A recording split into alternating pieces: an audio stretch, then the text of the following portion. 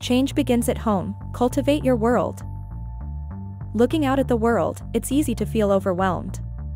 So much seems out of our control, distant and inaccessible. But change starts at home.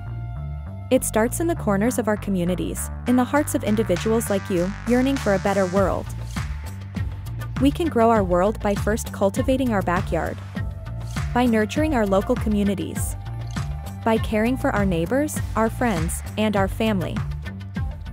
Planting a seed of kindness, understanding, and respect can create ripples that spread across the globe.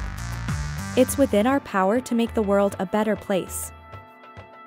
Through each small act of kindness, we learn to nourish the growth of the world. We learn that our actions matter, that each of us can make a difference. So, start today. Cultivate your world.